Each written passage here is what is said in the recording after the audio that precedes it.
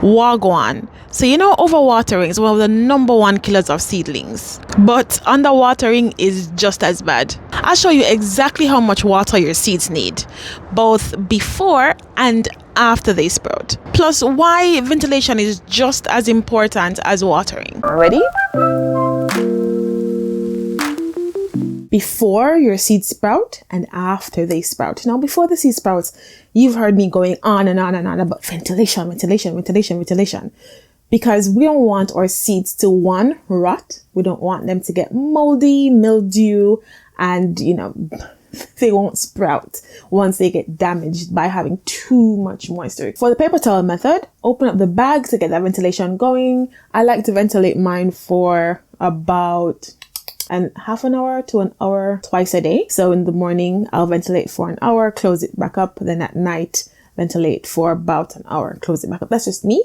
What works for me and my environment. If you see that the paper towel, is drying out, mist it with the water and close it back up. Place it in that warm and dark location. And so for those that are in soil, like I mentioned before, you want to spray that top with water after ventilating it, of course, and keep that moisture-rich environment. We don't want to pour water on it because that will damage the seeds. Water will go everywhere. So just mist it with the soil and cover it back up until the seeds sprout. Now, once they sprout, bottom watering is your friend, okay? Because bottom watering, they will suck up as much of the water as they need. And most times it will help to keep that top layer, that little fine top layer of the soil dry enough so that you probably won't have any like powdery mildew or anything like that growing that may affect your sprouts. So you don't want to have it like soaking wet, but once you see the color change to indicate that it has taken up enough water, you can see the soil.